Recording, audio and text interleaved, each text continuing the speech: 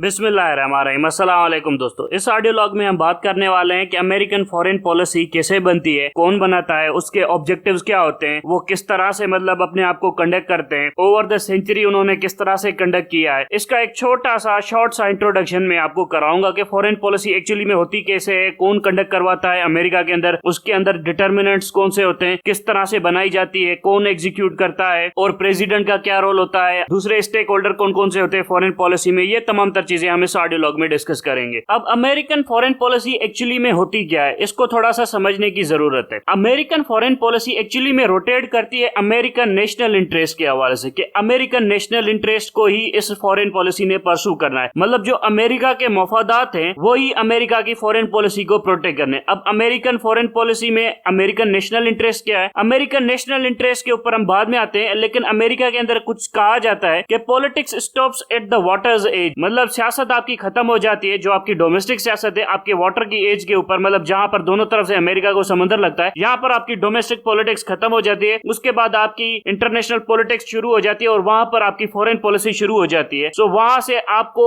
ऐसे प्लेयर्स ढूंढने पड़ते हैं इंटरनेशनल अरीना के अंदर, मतलब ग्लोबल वर्ल्ड के अंदर, जो आपके जो नेशनल इंटरेस्ट है उनको अपना इंटरेस्ट समझे, मतलब कॉमन इंटरेस्ट समझे और उसके मुताबिक अपना मल्टीलेटरल एक्शन करे। मतलब तमाम तर मुमालिक को इस तरह से अरेंज किया जा सके कि अमेरिकन नेशनल इंटरेस्ट को वो अपना नेशनल इंटरेस्ट समझे, कि अमेरिकन नेशनल इंटरेस्ट के अंदर कुछ कॉमन गोल्स भी होते हैं जो उनके भी नेशनल इंटरेस्ट से मैच करते हैं और वो उसको कैरी आउट करे, उसको एग्जीक्यूट करे और इस तरह से अमेरिकन फॉरेन पॉलिसी पूरी दुनिया के अंदर चलती रहे। अब शुरुआत में जब अमेरिका आजाद हुआ था तब ऐसा नहीं था। शुरुआत में यह था कि अमेरिका के जो प्रेसिडेंट थे जॉर्ज वाशिंगटन, उसने कहा था कि अमेरिका को बहुत कम ताल्लुकात रखने चाहिए फॉरेन मुमालिक के साथ, मतलब अपनी फॉरेन पॉलिसी को छोटा रखना चाहिए, हर दूसरे मुल्क के साथ ताल्लुकात नहीं रखने चाहिए, झगड़ों में कम पड़ना चाहिए, दूर रहना चाहिए अमेरिका को, क्योंकि उस टाइम के ऊपर अमेरिका को अपने इंटरनल मसाइल भी ज्यादा थे और अमेरिका उन चीजों के ऊपर फोकस करना चाहता था। बहरहाल अल्टीमेटली अमेरिका दुनिया के अंदर एक सुपर पावर बन गया और जिसकी वजह से वो आइसोलेशन की पॉलिसी वगैरह अडॉप्ट नहीं कर सका, क्योंकि उसको दुनिया के अंदर कुछ करना था। और जो उसके फाउंडिंग फादर थे जॉर्ज वाशिंगटन वगैरह, उनकी जो फॉरेन पॉलिसी के जो प्रिंसिपल थे उनको उन्होंने सबसाइड कर दिया और उन्होंने दुनिया के अंदर एक्टिव रोल प्ले करना शुरू कर दिया। लेकिन at the initial stage American foreign policy ये थी कि दुनिया के अंदर ज्यादा झगड़े वगड़े नहीं करने, बस अपने ही काम से काम रखना है, पैसा वैसा बनाना है, यही थी उनकी एक्चुअल में फॉरेन पॉलिसी। अब यहाँ पर एक सवाल पैदा होता है कि अमेरिकन फॉरेन पॉलिसी के गोल्स क्या है, मतलब ऑब्जेक्टिव्स क्या है, वो हासिल क्या करना चाहते हैं अपनी फॉरेन पॉलिसी के थ्रू, अल्टीमेट रिजल्ट क्या है। जो सबसे पहली चीज अमेरिकन हासिल करना चाहते हैं अपनी फॉरेन पॉलिसी के थ्रू वो ये है कि वो सिक्योरिटी हासिल करना चाहते हैं। दूसरी प्रोस्पेरिटी, मतलब इकोनॉमी के तौर के ऊपर सर्वाइव करना,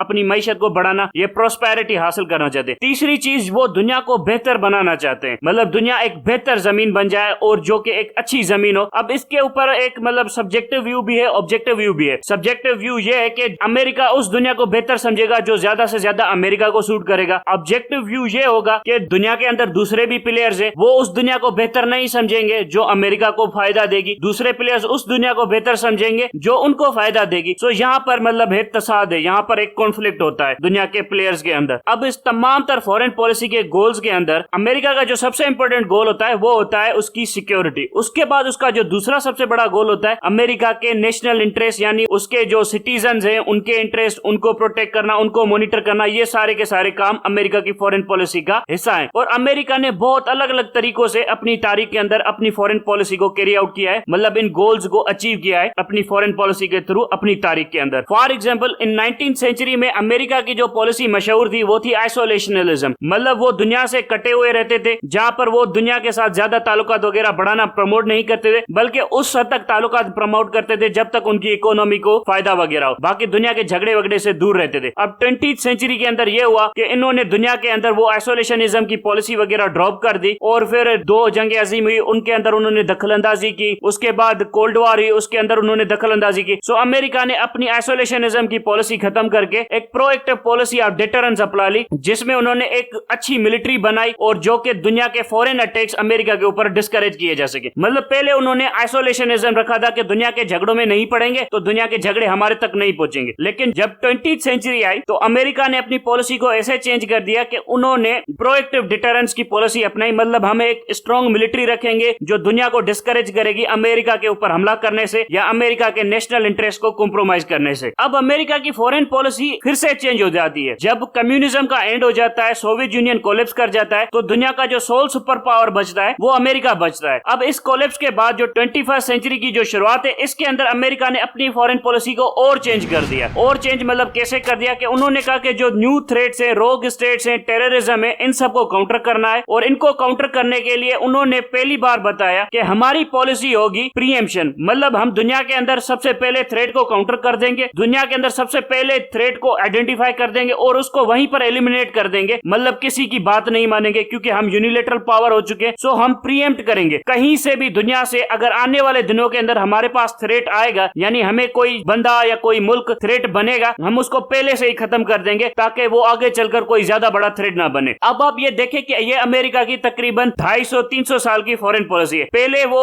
आइसोलेशनिज्म में थे कि दुनिया के साथ कुछ ताल्लुकात कम रखने, कॉन्फ्लिक्ट में पड़ना ही नहीं। दूसरी पॉलिसी उन्होंने ये अपनाई जब वो उन्होंने एक्टिवली इंगेज किया, फर्स्ट वर्ल्ड वॉर में आए, सेकंड वर्ल्ड वॉर में आए, फिर कोल्ड वॉर के अंदर उन्होंने दखलंदाजी की और कोल्ड वॉर को जीता। उसके बाद उन्होंने एक और स्टेप आगे चले गए अपनी पॉलिसी के अंदर, जिसमें उन्होंने दुनिया के अंदर प्रीएम्प्ट कर दिया, जिसे कहते हैं पॉलिसी ऑफ प्रीएम्पशन, कि कहीं से भी अगर कोई छोटा सा भी थ्रेट हमारे खिलाफ बनेगा तो हम उसको वहीं पर एलिमिनेट कर देंगे, जिसको वो कहते हैं कि हमने इसके थ्रू अपने यहाँ पर टोटल सिक्योरिटी अचीव की। मतलब अमेरिकन पॉलिसी के अंदर सबसे पहला जो ऑब्जेक्टिव था वो ये था कि उन्होंने सिक्योरिटी हासिल करनी है। पहले 100 साल उन्होंने सिक्योरिटी ऐसे हासिल की कि दुनिया के साथ ताल्लुकात नहीं बनाए, फिर दूसरे 100 साल दुनिया के साथ लड़ झगड़ कर अपनी सिक्योरिटी को मेंटेन रखा, फिर आने वाले दिनों में सिक्योरिटी ऐसे हासिल की जो कि 21st सेंचुरी है उसके अंदर, कि उन्होंने थ्रेट्स को पहले ही आइडेंटिफाई कर लिया और उनको पहले से ही एलिमिनेट कर दिया। इसके थ्रू अमेरिका ने अपनी सिक्योरिटी को इंश्योर किया हुआ। ये हो गया अमेरिका की फॉरेन पॉलिसी का एक गोल जो उन्होंने हासिल किया है। इसे मैं आपको एक मिसाल देकर समझाता हूँ। अब थोड़ा मजाकिया मिसाल है, इसे आप यूं समझ लीजिए कि एक हस्बैंड एंड वाइफ है, दोनों की नई नई शादी हुई है। So at the early stages of their marriage, बीवी ये करती है कि अपनी मनमानी करती है, चली जाती है, मायके चली जाती है, शोहर से पूछती नहीं है, लेट नाइट घर आती है, मतलब अपनी मनमानी करती रहती है। सो जो शोहर है उसने अमेरिका की तरह ऐसा एक्ट किया कि करती रहो अपनी। फिर 10 साल गुजर गए, उसके बाद शोहर ने बीवी को डंडा दिखाना शुरू कर दिया और मतलब डांटना शुरू कर दिया, तुम नहीं जाओगी, लड़ना झगड़ना शुरू कर दिया और उसको कंट्रोल करना शुरू कर दिया। अब 10 साल ये कंट्रोल करता चला गया और उसको मायके वगैरह जाने नहीं दिया। सो उसको कंट्रोल करके रखा। उसके बाद जो आने वाले 10 साल थे उसके अंदर तो उसकी बीवी ने अगर सोचा भी मायके जाने का, तब भी वो उसको डांट देता था कि सोचना भी मत, तुम मायके वगैरह जाओगी। सो इस तरह की अमेरिका की फॉरेन पॉलिसी है। पहले 100 साल दुनिया के साथ लाताल्लुकी रखी, जो करना है करो, हम इंगेज नहीं करेंगे। फिर आने वाले 100 साल दुनिया के साथ लड़ाई झगड़े किए, उसके बाद तो दुनिया को डांटना शुरू कर दिया, अगर सोचा भी तो हम तुम्हारी ऐसी तैसी कर देंगे। अब आते हैं कि अमेरिकन फॉरेन पॉलिसी का जो गोल नंबर 2 है वो है इकोनॉमिक ऑब्जेक्टिव। उन्होंने इकोनॉमिक ऑब्जेक्टिव के लिए क्या किया? अब इकोनॉमिक ऑब्जेक्टिव के लिए उन्होंने ग्लोबल ट्रेड पॉलिसीज वगैरह बनाना शुरू कर दी कि हमारे साथ ट्रेड करना है तो आपने ये करना है। उसके बाद अमेरिका के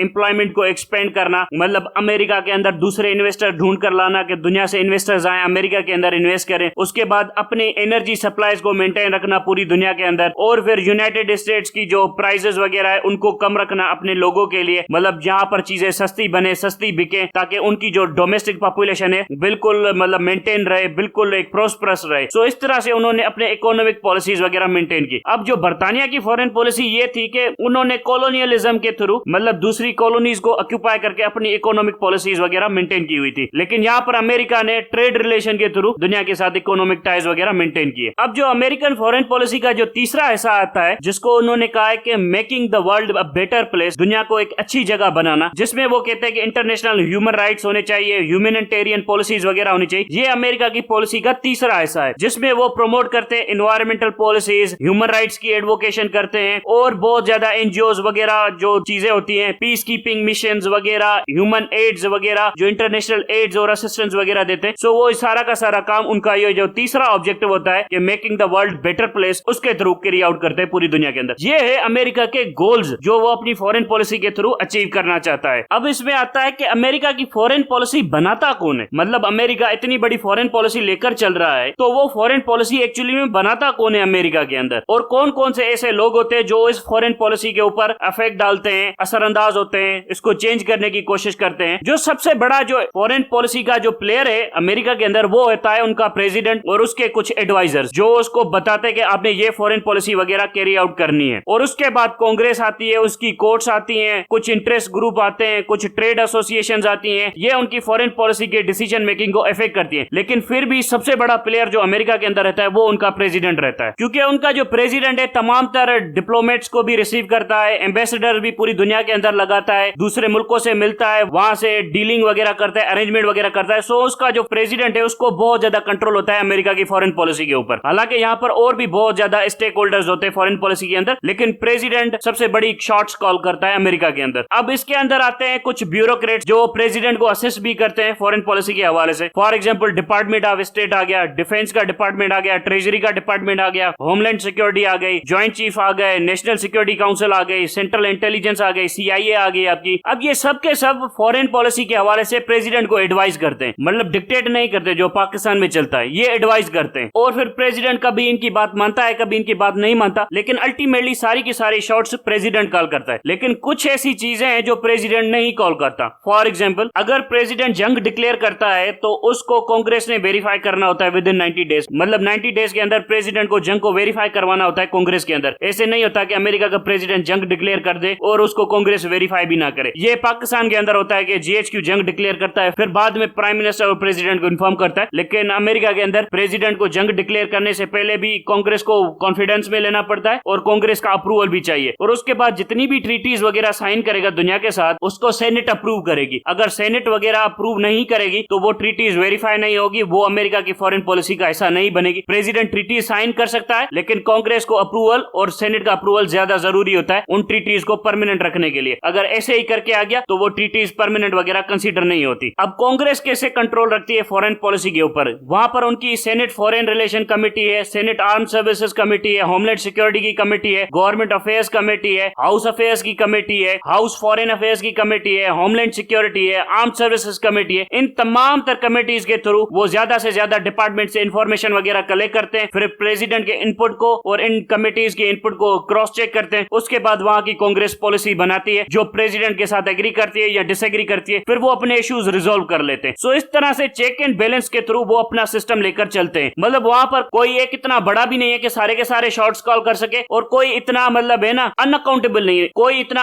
अनअकाउंटेबल भी नहीं है कि वो सारे के सारे शॉर्ट कॉल कर दे और उसके बाद उसको कॉन्सिक्वेंसेस भी फेस ना करना पड़े। सो जो पाकिस्तान के अंदर जो GHQ फॉरेन पॉलिसी चलाता है उनकी तो कोई अकाउंटेबिलिटी वगैरह भी नहीं होती, लेकिन यहाँ पर बड़ा चेक एंड बैलेंस का सिस्टम है, अकाउंटेबिलिटी वाला सिस्टम है। बहरहाल अल्टीमेट कंट्रोल जो होता है फॉरेन पॉलिसी के ऊपर प्रेसिडेंट को होता है और प्रेसिडेंट बहुत ज्यादा डोमिनेट करता है फॉरेन पॉलिसी को। उसके अलावा जब क्राइसिस हो जाता है तब ये जितने भी प्लेयर्स हैं सेनेट वगैरह वो ज्यादा से ज्यादा सपोर्ट करते हैं प्रेसिडेंट को और प्रेसिडेंट फॉरेन पॉलिसी को स्मूथली चला लेता है। और अगर क्राइसिस वगैरह नहीं होता तब प्रेसिडेंट के ऊपर चेक एंड बैलेंसेस ज्यादा होते हैं, लेकिन क्राइसिस की सूरत में प्रेसिडेंट के ऊपर चेक एंड बैलेंसेस कम हो जाते हैं। अब हम यहाँ तक दो चीजें डिस्कस कर चुके हैं कि अमेरिकन फॉरेन पॉलिसी के गोल्स वगैरह क्या हैं, कि उन्होंने सिक्योरिटी हासिल करनी है, उन्होंने प्रोस्पेरिटी मतलब इकोनॉमिक रिसोर्सेज वगैरह हासिल करने हैं और उन्होंने एक दुनिया को बेहतर वर्ल्ड बनाना है, ह्यूमन राइट्स वगैरह प्रमोट करने हैं। उसके बाद हमने ये डिस्कस किया कि अमेरिकन फॉरेन पॉलिसी बनाता कौन है, प्रेसिडेंट बनाता है, कांग्रेस बनाती है, डिफरेंट डिपार्टमेंट्स अपनी इनपुट वगैरह देते हैं, उसके बाद वो फॉरेन पॉलिसी बनाते हैं। अब ये फॉरेन पॉलिसी कैरी आउट कौन करता है, मतलब कौन होता है जो पूरी दुनिया के अंदर अमेरिकन फॉरेन पॉलिसी को इंप्लीमेंट करवाता है और दुनिया को मनवाता है अमेरिका की बातें। अब दुनिया के अंदर जो अमेरिकन फॉरेन पॉलिसी को है ना, तीन लोग बातें मनवाते हैं। एक उनके डिप्लोमेट, दूसरा उनकी इकोनॉमिक ताकत मतलब उनके पैसे की ताकत, तीसरी चीज होती है उनकी मिलिट्री माइट। पहले वो डिप्लोमेटिक टाइज के थ्रू दुनिया को समझाने की कोशिश करते हैं कि ये ना करो ये करो। उसके बाद अगर डिप्लोमेट्स कुछ अच्छे रिजल्ट्स नहीं लाते तो वो अपना इकोनॉमिक पावर लगाते हैं, सैंक्शन वगैरह। अगर वहां से भी काम नहीं बनता फिर वो अपनी मिलिट्री को डिप्लॉय करते हैं। सो इस तरह से अमेरिका पूरी दुनिया के अंदर अपनी फॉरेन पॉलिसी को चलाता है, इस तरह से एग्जीक्यूट करवाता है। अब यहाँ पर थोड़ी सी हिस्ट्री वगैरह समझा दूं आपको अमेरिकन फॉरेन पॉलिसी के हवाले से। अब दुनिया के अंदर जो पहले फॉरेन पॉलिसी वगैरह कैरी आउट की जाती थी ना, वो ज्यादातर बिजनेसमैन के थ्रू कैरी आउट की जाती थी। मतलब नॉन प्रोफेशनल लोग होते थे, वो ज्यादा से ज्यादा डिप्लोमेसी वगैरह करवाते थे। मतलब वहां पर एक बिजनेसमैन रह रहा है दूसरे मुल्क के अंदर, उसको एम्बेसडर बना दिया कि यार तुम यहाँ पर हमारी बातचीत करवाओ इनसे, और इसी तरह से काम चलता था। लेकिन अमेरिका ने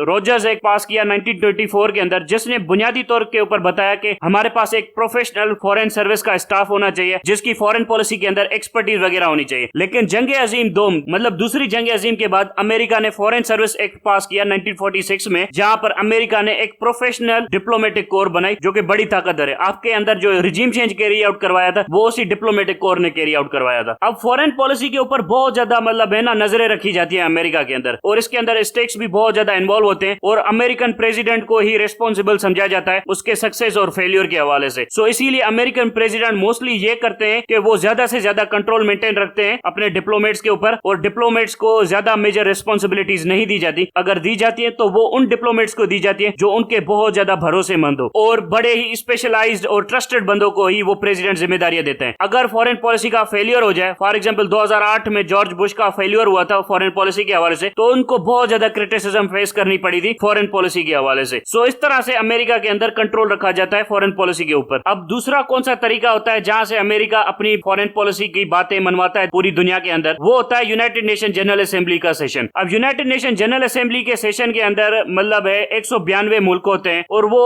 एक अच्छा प्लेटफॉर्म होता है जहां पर बहुत ज्यादा बातचीत की जाती है, पूरे दुनिया के ममालिक की रिप्रेजेंटेशन होती है, वहां पर बातचीत होती है, बहुत ज्यादा चीजों के ऊपर कॉमन ऑब्जेक्टिव्स ढूंढे जाते हैं कि आप भी ये चाहते हैं, हम भी ये चाहते हैं, सो ये काम मिलकर कर लेते हैं। सो इसी तरह से मल्टीलेटरल एक्शंस वगैरह के हवाले से यूनाइटेड नेशन बहुत ज्यादा मशहूर है। अब इसी के अंदर यूनाइटेड नेशन सिक्योरिटी काउंसिल होती है जिसका अमेरिका परमानेंट मेंबर है। यहां से भी अमेरिका अपनी फॉरेन पॉलिसी को बढ़ाता है, मतलब यूएन को भी यूज करता है, यूनाइटेड नेशन की सिक्योरिटी काउंसिल को भी यूज करता है अपने फॉरेन पॉलिसी और अपने इंटरनेशनल ऑब्जेक्टिव्स को हासिल करने के लिए। एक और इंस्टीट्यूशन है जिसको अमेरिका इस्तेमाल करता है, जिसको हम कहते हैं इंटरनेशनल मॉनिटरी फंड, IMF और वर्ल्ड बैंक, इनको इस्तेमाल करता है, जो 1944 में आए थे वजूद में, जिनका काम था कि पूरी दुनिया की इकोनॉमी को स्टेबलाइज वगैरह रखे। इनका भी मतलब है बहुत ज्यादा इस्तेमाल करता है अपनी फॉरेन पॉलिसी को प्रमोट करने के लिए, अपने नेशनल इंटरेस्ट को प्रमोट करने के लिए। इसके बाद एक और चीज होती है जिसके थ्रू अमेरिका अपनी बातें मनवाता है, वो होती है अमेरिका की इकोनॉमिक माइट। अब अमेरिका कैसे अपनी इकोनॉमिक माइट को यूज करता है दुनिया से अपनी बात मनवाने के लिए, मतलब अपनी फॉरेन पॉलिसी को कैरी आउट करने के लिए। कुछ मुल्कों को बात मनवाने के लिए उनको इकोनॉमिक एड ऑफर कर देता है कि यार अगर ये काम तुम कर दोगे तो हम तुम्हें इतने पैसे देंगे, इकोनॉमिक एड। इस तरह से अपनी बात मनवाने की कोशिश करता है। इसी तरह से कुछ मुल्कों को रोकने के लिए कि ये काम तुमने नहीं करना, तो उनके ऊपर इकोनॉमिक सैंक्शन लगा देता है, जैसे ईरान के ऊपर लगा दिए, अगर तुम ये नहीं करोगे तो हम तुम्हारे ऊपर इकोनॉमिक सैंक्शन लगा देंगे। सो इकोनॉमिक एड भी देता है, इकोनॉमिक सैंक्शन भी लगाता है। इस तरह से अमेरिका अपना इकोनॉमिक पावर यूज करता है पूरी दुनिया को कंट्रोल करने के लिए। अच्छा, अब वर्ल्ड वॉर 2 के बाद अमेरिका ने एक और तरीका निकाला पूरी दुनिया के अंदर अपनी सिक्योरिटी को मेंटेन करने के लिए, अपनी सिक्योरिटी हासिल करने के लिए। वो क्या था? अमेरिका ने एक कलेक्टिव सिक्योरिटी एग्रीमेंट्स करना शुरू कर दिए दुनिया के ममालिक के साथ, जिसे हम कहते हैं मल्टीलेटरल ट्रीटीज। इसके मुताबिक उन्होंने नेटो बनाया, नॉर्थ अटलांटिक ट्रीटी ऑर्गेनाइजेशन बनाई, जिसके मुताबिक हम पूरी दुनिया के अंदर यूनाइटेड मिलिट्रीज बनाएंगे जिनका कॉमन ऑब्जेक्टिव होगा और ये एक दूसरे को प्रोटेक्ट करेंगे, ग्लोबल सिक्योरिटी बना के रखेंगे, मतलब पूरी दुनिया को अपने साथ मिला के रखा, एक मल्टीनेशनल फोर्स बना के रखी, जिससे उन्होंने अपने सिक्योरिटी के ऑब्जेक्टिव्स हासिल कर लिए। अब नेटो तो एक बहुत बड़ी ऑर्गेनाइजेशन होगी। इसके अलावा अमेरिका ने बहुत सारे ममालिक के साथ स्ट्रेटेजिक एग्रीमेंट वगैरह किए हुए हैं कि आपके भी स्ट्रेटेजिक ऑब्जेक्टिव सेम है, मेरे भी स्ट्रेटेजिक ऑब्जेक्टिव सेम है, इसीलिए हम एक स्ट्रेटेजिक पार्टनरशिप कर लेते हैं। फॉर एग्जांपल इंडिया के साथ स्ट्रेटेजिक पार्टनरशिप करने जा रहा है अमेरिका और की हुई है। उसके मुताबिक आप भी चाइना को धकेलना चाहते हैं, हम भी चाइना को धकेलना चाहते हैं, ये हमारा कॉमन गोल है, इसीलिए हम दोनों स्ट्रेटेजिक पार्टनर्स हैं और ये काम हम दोनों मिलकर करेंगे। सो इस तरह से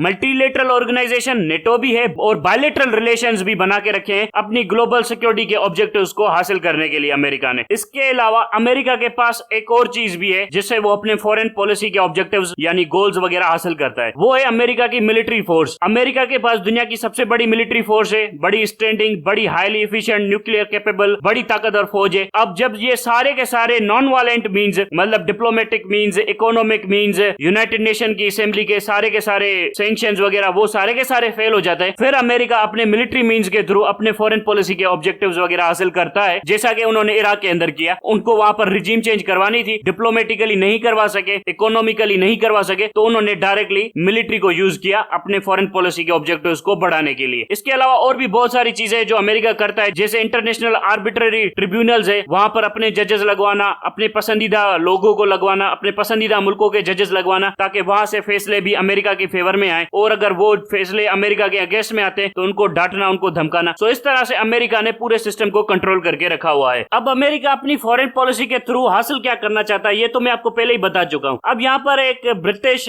स्टेटमैन है लॉर्ड पामस्टन, उनकी एक बड़ी फेमस saying है, और मतलब है ना, ये ब्यूरोक्रेसी के अंदर और डिप्लोमेटिक सर्कल के अंदर बहुत ज्यादा मशहूर है कि दुनिया के मुल्कों के कोई परमानेंट दोस्त नहीं होते, कोई परमानेंट एलाइज नहीं होते और कोई परमानेंट दुश्मन भी नहीं होते। जो परमानेंट चीज होती है दुनिया के मुल्कों के अंदर वो होते हैं उनके इंटरेस्ट। अगर उनके इंटरेस्ट आपके साथ मैच करते तो वो आपके दोस्त हैं, अगर उनके इंटरेस्ट आपके साथ मैच नहीं करते तो वो आपके दुश्मन है। सो आपको जो काम करना होता है वो एक्चुअली में ये काम करना होता है कि आपको अपनी डिप्लोमेसी के थ्रू, अपने पावर के थ्रू उनको ये साबित करना होता है कि आपके इंटरेस्ट हमारे साथ मैच करते हैं, सो आप हमारे साथ अच्छे ताल्लुकात बनाएं। एक्चुअली में काम जो डिप्लोमेसी का होता है, जो नेशन की फॉरेन पॉलिसी का होता है, पूरी दुनिया के दूसरे नेशन स्टेट को कन्विंस करना होता है कि आपके इंटरेस्ट और हमारे इंटरेस्ट एक जैसे हैं, तो हमें मिलकर काम करना चाहिए। ये होता है फॉरेन पॉलिसी का एक्चुअली काम। और अमेरिका पूरी दुनिया के अंदर यही चीजें वो प्रोजेक्ट करने में कामयाब है, जिसकी वजह से अमेरिका को बहुत ज्यादा एलाइज मिलते हैं, बहुत ज्यादा इकोनॉमिक सपोर्ट मिलता है और अमेरिका का लेवरेज पावर पूरी दुनिया के अंदर बहुत ज्यादा है। इस वक्त भी चाइना की कंपैरिजन में अमेरिका का पावर और लेवरेज बहुत ज्यादा है और अमेरिका ने किस तरह से दुनिया को कंट्रोल करके रखा हुआ है वो सारी की सारी चीजें मैंने आपको डिटेल से बता दी है। एक्चुअली में जो काम करना होता है वो यही करना होता है कि दूसरे मुल्कों को कन्विंस करना होता है। अब वो बाय इकोनॉमिक मींस करें, बाय मिलिट्री मींस करें या बाय डिप्लोमेटिक मींस करें, बस उनके सामने साबित ये करना होता है कि आपके जो नेशनल इंटरेस्ट है, हमारे भी जो नेशनल इंटरेस्ट है, वो एक जैसे हैं, सो हमें मिलकर काम करना चाहिए। सो इस तरह से फॉरेन पॉलिसी चलती है पूरी दुनिया के अंदर। अब पाकिस्तान का हाल तो आप सबके सामने है। जीएचक्यू के अंदर नशाई बैठे होते हैं, मवाली कहीं के, ये चर्सी सुट्टेबाज जो है ना, ये पॉलिसी बनाते हैं वर्दी में बैठकर और जिनको कोई अक्ल नहीं होती है फॉरेन पॉलिसी के हवाले से, मतलब बिकते फिरते हैं अमेरिका के $1-1 बिलियन के ऊपर पाकिस्तान की पॉलिसी को चेंज कर देते हैं। हालांकि यहाँ पर आप अमेरिकन फॉरेन पॉलिसी को देखें कि उन्होंने अपनी फॉरेन पॉलिसी सेंचुरीज के हवाले से बनाई हुई है। पहले 100 साल उन्होंने आइसोलेशनिज्म मेंटेन करके रखा, दुनिया के साथ कम कांटेक्ट रखे, फिर 100 साल एंगेज किया, अब आने वाले 100 सालों के अंदर प्रीएम्पशन की पॉलिसी लगा के रखी हुई है उन्होंने दुनिया के ऊपर। सो इस तरह से वो अपनी फॉरेन पॉलिसी कैरी आउट करते हैं। यहाँ पर हमारे जो जीएचक्यू के अंदर मवाली नशाई है ना, वो over the night policy change कर देते हैं, जिसकी वजह से हमारी क्रेडिबिलिटी नहीं है। अब तक के लिए इतना ही। Thank you very much.